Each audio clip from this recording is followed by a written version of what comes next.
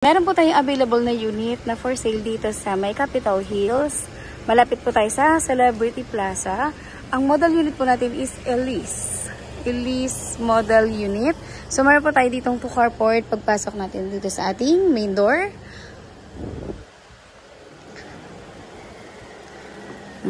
Ito po yung ating main door pagpasok natin. Open layout po yung ating living and dining. Dito muna pa tayo sa powder room. And then, ito po yung aking sinasabi na open layout. Pwede po kayo magpalagay ng, pwede po sa interior ninyo na ipapalagay. And then, dito po yung ating storage room. And the kitchen po, may built-in cabinet upper and lower.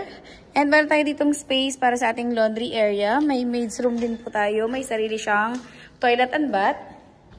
And yung ating space po dito sa likod, electric fence na po siya. And then, pwede po kayo katulad po nung kabilang side. Nagpalagay sila ng extension dun sa, para may, polycarbonate. So, para maiwasan natin yung pagka umuulan po. So, yan ang lawak po ng ating laundry area. Now, let's proceed po sa ating second floor. As of today po, may promo po sila hanggang December 23, which is so masyadong maiksi na yung ating panahon para ma-avail natin yung promo, which is 32M po yung ating worth ng property. So after December 23, balik na po ulit sa original price. So, ito po yung ating second floor. May open space po tayo dito. Pwede po tayo maglagay ng couch dito sa area. So, meron tayo ditong 3 bedrooms. Ito po yung ating first bedroom. May built-in cabinet na kasama. And of course, yung window natin dito sa right side.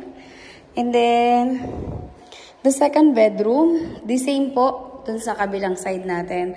So, fit po dito ang double size na bed. And ito po yung common toilet and bath, same po dun sa ibang unit natin na merong glass partition or dun sa shower area po natin. Now, dito na po tayo sa ating master bedroom.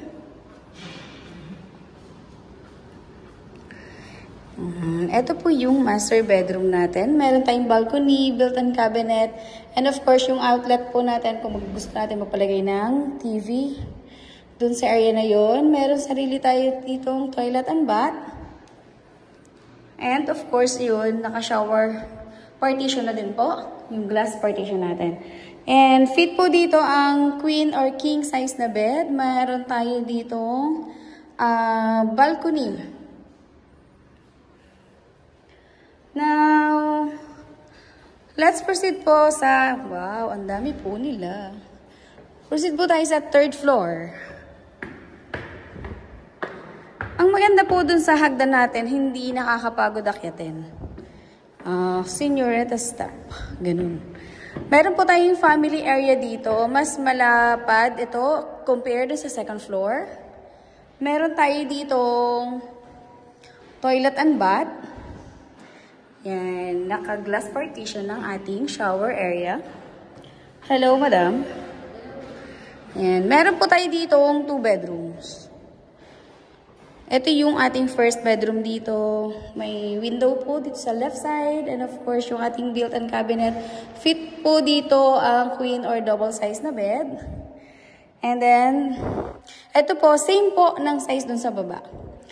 Para din siyang master bedroom or junior master bedroom. Meron siyang balcony, which is yun nga lang, yung sa balcony niya, mas makitad ng konti compared dun sa ating master bedroom. Meron din tayong built-in cabinet dito. And the same, yung ating toilet and bath. Ayan. Ang lawak ng family area natin. Pwede pa po tayong magpalagay ng couch dito, table, ganun. Now, let's proceed to 4th floor. Ang maganda sa mga property natin dito, pwede po tayong magpadagdag hanggang 4th floor. Actually, before po ang turnover talaga ng mga model natin dito is 2-story lang. And yun po, yung mga naka-acquire ng property, nag-decide sila ng 4-story. So, yung foundation ng property natin, talaga naka-design siya sa 4-story po. Yan, ito po yung ating,